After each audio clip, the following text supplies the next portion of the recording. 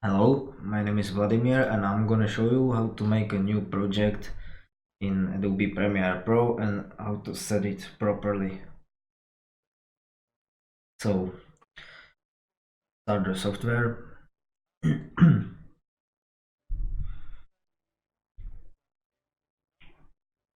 And if you see this, you can just click a new project or you can click a file, new project. So, name the project, click OK, and you got a project.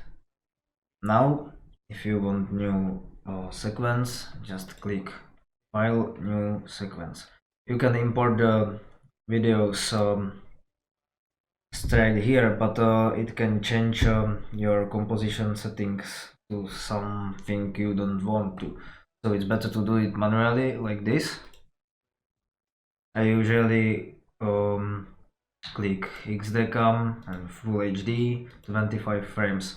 Because I live in Europe, it's standard in Europe. In the USA, it's 30 frames. So I will just click 25. And now you got the timeline. Everything is ready. You can import the video. You can just drag it here to the timeline like this. Or you can press Ctrl E and import it like this. So import, and it's imported over there.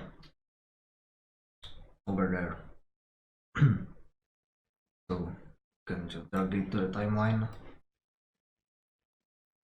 and it's done. If you will just drag it to the timeline,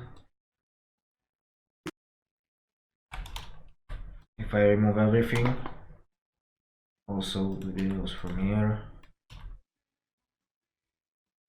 and I just drag it, it asks me if I want to change the sequence settings, but I don't want to, so I'm just clicking the keep existing settings. Alright, and this one is smaller because it's just a semi HD, it's not the full HD.